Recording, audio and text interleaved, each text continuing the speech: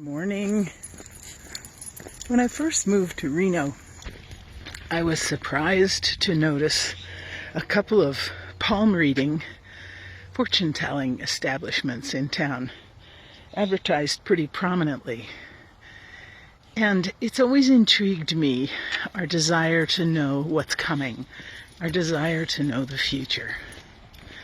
And then in the knowing, or anticipating the knowing, we're filled with anxiety as we await the future to arrive. And I think this is so interesting for me because it's such a human response to the unknown.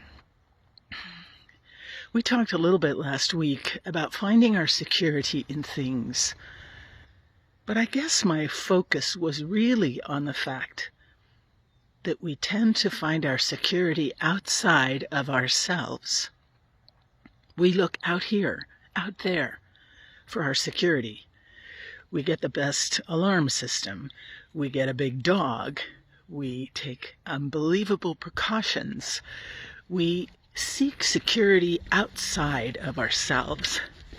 And what causes us so much anxiety about this is that we can't control it. Even if I have a great alarm system, there's no guarantee someone's still not going to try to breach the doors or breach the security. If I get a big dog, there's still no guarantee that someone won't throw a stake over the fence or the dog won't get sick or injured in its energy trying to protect me. We're finding our security outside of ourselves, and we still don't feel safe. The key to this, and I have a friend who calls this interior place that exists within us, her inner chapel. I love that image. Whether you call it an inner chapel, or a temple, or a sacred space, this is where we are invited to place our security. When I think of this, right, because I'm so visual, I think of this inner place that's lit from the inside, maybe candles. And I'm hoping that the path to this inner space within me is well worn. I don't have to bushwhack the weeds to get to the threshold. And there, at the threshold, I leave my shoes. I leave the things that I clop through life with. I leave those normal, regular things at the threshold. And then I cross over into that interior space. It's small. It's intimate. There's room for two. It's not claustrophobic. There's room for two. And there, in that interior space, I meet the God who first dreamt of me centuries ago, waiting for a time to place my soul, my spirit, my essence, your soul, your spirit, your essence, into this human form that you and I now inhabit.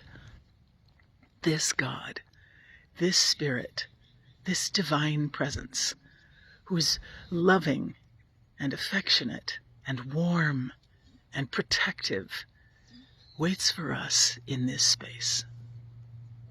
This same God walks with us every single day of our lives, but waits for us in this space.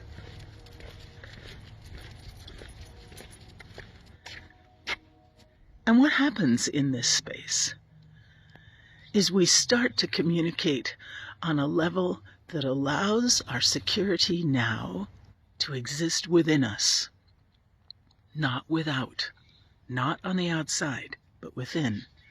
So that no matter where we find ourselves, in what kind of storm, in what kind of health crisis of a pandemic, in whatever economic turmoil, if we are stripped of everything we own and everything we have, if even those we love are no longer part of our lives, and there's great suffering in all of these things, that sanctuary, that inner chapel, that safe space where you are deeply loved, unconditionally welcomed, is sacred.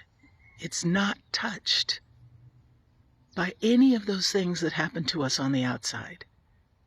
Our security, and this takes a lifetime to learn, is within. It's on the inside. It's in that sacred place where God waits for us, where God embraces us, where the divine speaks to our heart what we most need to hear. The thing about the divine is that God won't force God's self on us. Hey, got the answers for you. Come on in. Hurry, hurry, push me, push me. So respectful of our will and our freedom. Finding our way to that inner chapel is our work, but once we arrive, it's all the work of God. That sacred place, that sacred space, is where we find security. In the harshest storms, in the most challenging, fearful realities that swirl around us in our life, we carry security within us. And the stronger we develop that bond, the more often we walk that path to that inner space and just sit there and waiting. There aren't many words that need to be exchanged there in that deepest part of ourselves. The stronger that security we will feel in the struggles around us during life. That's what God offers. That sense of deep security and safety that only comes from knowing our security is within.